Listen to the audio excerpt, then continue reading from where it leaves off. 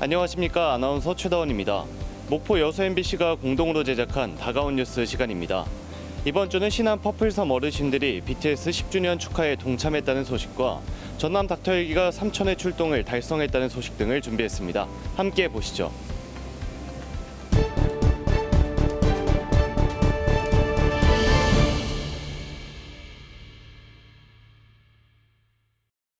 섬마을 전체가 보라색으로 물들었습니다. 섬에 활짝 핀 꽃도 마을 지붕도 모두 보라색. 그래서 전남 신안군 반월 박지도는 퍼플섬이라고 불립니다. 퍼플섬에선 보라색 옷을 입거나 장신구를 착용하면 무료 입장이 가능합니다. 최근에는 BTS 팬클럽 아미의 퍼플섬 방문도 이어지고 있습니다. BTS의 상징색이 보라색이고 섬 곳곳에 BTS와 관련된 조형물이 있기 때문입니다. 아이 퍼플류, BTS 멤버인 뷔가 만든 신조어이자 유행어입니다. As a BTS fan, I find this enjoyable and I think it's pretty exciting how everything's purple and I think it brightens up the island and makes it a lot prettier as well. BTS 효과를 톡톡히 본 퍼플섬 어르신들은 더욱 BTS의 열성 팬이 되기도 했습니다. 이제 우리 딸이 워낙 이제 그 BTS 그 팬이라 미국 공연에 거기도 두 딸이 갔다 와서 이제 또 매니큐어도 보라색 이렇게 하나 사다가 바르고요. 섬마을 어르신들은 BTS 데뷔 10주년을 축하하며 올해는 BTS가 퍼플섬을 꼭 방문해 주기를 바라고 있습니다. 퍼플섬, 보라섬으로요 많이 놀러 오셔갖고 많은 추억 쌓으면서 앞으로 많이 활동해 주시고. MBC 뉴스 서희령입니다. 헬기로 이송된 응급 환자가 급히 병원으로 옮겨집니다. 지난 12일 완도에서 급성 심근경색 환자가 발생하자 닥터 헬기가 출동해 이송한 겁니다. 차로 1시간 30분이나 걸리는 거리지만 헬기로는 20분밖에 걸리지 않았습니다. 전남에 닥터 헬기가 배치된 건 지난 2011년. 30대 산모가 닥터 헬기에서 무사히 출산을 하기도 하는 등 전남 닥터 헬기는 그동안 수많은 응급 환자를 이송해 왔습니다. 제가 참다가 하늘 위로 이제 올라가니까 좀 더 마음이 좀 놓였나 봐요. 그래서 이제 그렇게 낳게 된 거예요. 출동 횟수도 벌써 3,000회를 돌파했습니다. 1년의 이동 거리만 4만 4천여 킬로미터, 지구 한 바퀴를 돌고도 남는 거리입니다. 이송한 환자만 지금까지 2,800여 명. 닥터 헬기가 응급 환자들의 골든타임을 확보해 귀중한 생명을 살리고 있습니다. 네, 환자분들이 이제 좀 기억해 주셔서 나갈 때 이제 뭐 선생님 덕분에 잘 나갑니다, 퇴원 잘합니다 하는 거 하면은 거기서 진짜 큰 보람 느끼죠. 닥터 헬기 출동 10건 가운데 8건은 섬 지역입니다. 안개 등 기상 여건 때문에 환자 이송에 어려움도 많지만 소중한 생명을 살린다는 생각으로 하루하루 최선을 다하고 있습니다. 자부심을 느끼고 또 이 일을 하면서 더 한 번이라도 더 출동을 해서 환자를 구해야 되겠다는 그런 책임감이 좀 앞서고 있습니다. 전남 닥터 헬기 항공의료팀은 응급 환자 이송 신고가 접수된 지 7분 안에 출동하기 위해 매일매일 긴장 속 하루를 보내고 있습니다. MBC 뉴스 박종호입니다. 추자도 서쪽 해역에 역대 최대 규모인 1,500메가와트급 해상풍력 발전기를 설치하는 사업에 진도군이 제주도의 의견 청취를 요청한 것은 지난해 9월입니다. 추자도 해상풍력에서 생산한 전기를 진도에서 신강진 변전소로 끌어오겠다는 계획을 한 민간업체가 제주도에 신청했기 때문입니다. 이익공유 등 주민 수용성 확보 대책을 제주도에 요청하면서 진도군은 반대 입장을 분명히 했습니다. 끌어오려면은 그쪽 불악을 통과하는 그 어민들한테는 보상을 충분히 해주라, 그런 취지죠, 어떻게 보면. 이런 가운데 완도군도 제주도와 해상 경계 문제로 갈등을 빚고 있습니다.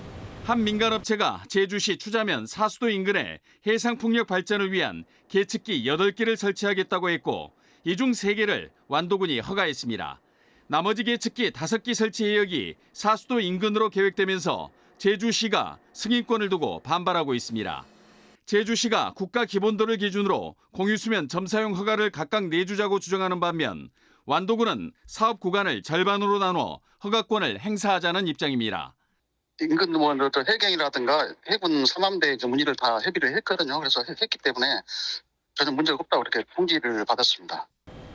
완도군과 제주시가 허가권을 주장하는 근거는 모두 2015년 만들어진 국가기본도입니다. 그러나 육상과 달리 해상은 지역 간 경계가 없어 헌법재판소도 국가기본도 법적 효력에 대해 모호한 태도를 취하고 있습니다. 완도군은 제주도 전력의 제3연계선인 초고압 직류 해적 케이블 건설 사업에서 국가기본도 적용을 거부했었습니다. 해상 경계는 과거 낚시와 어업 등에서 분쟁의 원인이 됐습니다. 최근 들어서는 해상 풍력 등 각종 개발이 늘면서 광역은 물론 기초지자체 30곳에서 해상 경계 분쟁이 진행 중입니다. MBC 뉴스 신광하입니다.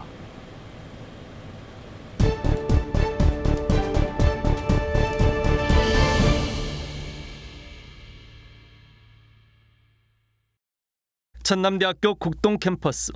여수시는 지난 2017년 정부 공모 사업을 통해 이 일대 13,000여 제곱미터 면적에 150병상 규모의 전남권역 재활병원을 건립하기로 하고 관련 절차를 추진해왔습니다. 시는 지난 6년여 동안 사업의 본격 추진을 위해 행안부에 3차례에 걸쳐 470억여 원 규모의 지방지정 중앙투자심사를 의뢰했지만 번번이 반려됐습니다. 반려 사유는 수탁기관, 그러니까 전대병원의 도덕적 해이가 발생하지 않도록 운영비 분담에 대한 재협의가 필요하다는 의견 때문이었습니다. 하지만 전남대 병원은 일관되게 여수시의 운영비용 분담 요청에 대한 수용 불가 입장을 고수해왔습니다. 노력을 저희는 정말 최선을 다해서 했는데 그 병원은 원한 곳만 해가지고 도저히 병원이 지금 새 병원 건축 관련해서 뭐 1조 4천억 정도를 마련해야 되는 입장이라 우리 전남권역 재활병원에 그 본인들 부담을 할 수는 없다. 보건복지부는 결국 사업 종료 시점이 경과함에 따라 최종 중단을 결정했습니다. 여수시는 아쉬움을 감추지 못하고 있습니다. 그러면서도 이번 최종 사업 중단 결정에 따라 국토비 정상과 반납 절차에 들어갈 계획입니다. 반납해야 할 예산은 국비 135억, 도비 30억, 복권기금 24억 7천만 원 등 190억여 원에 이를 전망입니다. 이제 최종 여수시 입장을 듣고 갔으니까 이제 반납분 이제 뭐 고지서든지 행정적인 어떤 고문이 저희한테 시달이 되면 이제 예산을 세워서 저희가 지금 송금돼서 와 있는 국비라든가 복권기금 예산을 세워서 이제 반납해야죠. 지역 공공의료 서비스 개선의 새로운 한 축이 될 것으로 기대를 모았던 전남권역 재활병원 건립 사업이 적절한 대안도 없이 무산되면서 지역 내 우려의 목소리도 증폭되고 있습니다. MBC 뉴스 김주입니다. 여수 화양면에서 배로 10분을 달려 도착한 섬 추도. 1,700여 개의 공룡 발자국과 중생대 백악기에 형성된 퇴적층이 곳곳에 분포해 있습니다. 문화재적 지질학적 가치를 인정받아 지난 2003년 천연 기념물로 지정됐습니다. 하지만 관리는 제대로 이루어지지 않고 있습니다. 세계에서 가장 긴 공룡 발자국 보행렬은 이제 육안으로 식별하기 힘들 정도로 흐릿해졌습니다. 10년 전 사진과 비교해봐도 그 차이가 뚜렷합니다. 주민들은 관광객이 공룡 발자국을 밟고 지나가면서 훼손됐다고 주장합니다.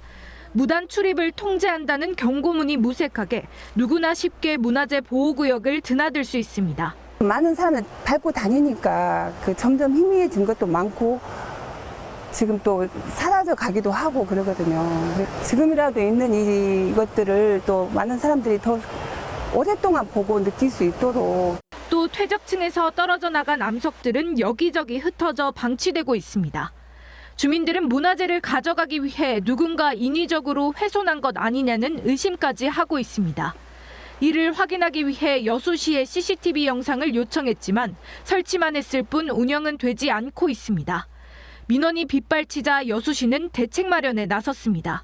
CCTV를 추가 설치하고 다음 달부터 실시간으로 현장을 확인할 계획입니다. 또 주민들이 주장하는 문화재 훼손은 풍화에 의한 자연적 현상이라며 기록화 작업 등 보존 방안을 마련하겠다고 밝혔습니다. 올해 이제 화석산재 기록화 사업을 추진할 계획입니다.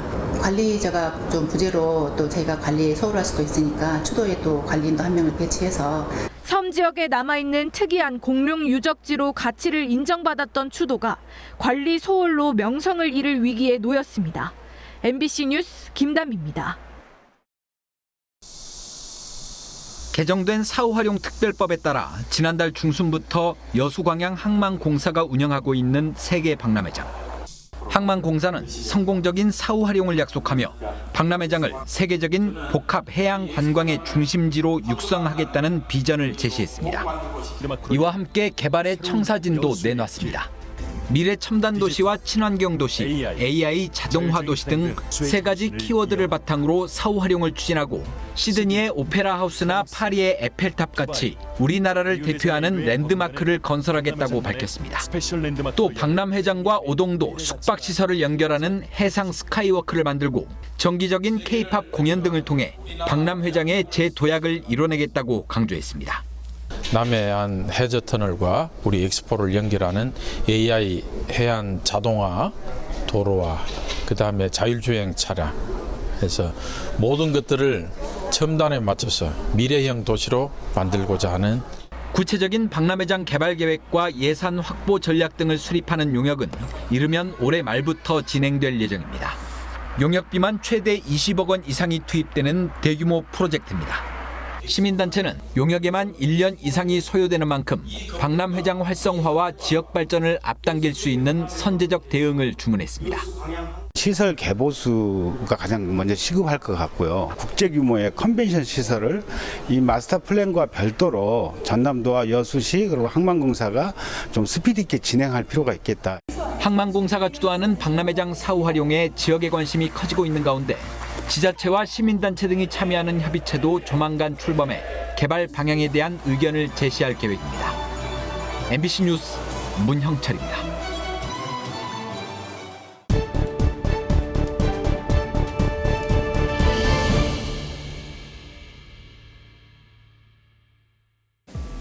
오늘 다가온 뉴스는 어떻게 보셨나요? 다음 이 시간에도 더욱 풍성한 소식을 준비해 찾아오도록 하겠습니다.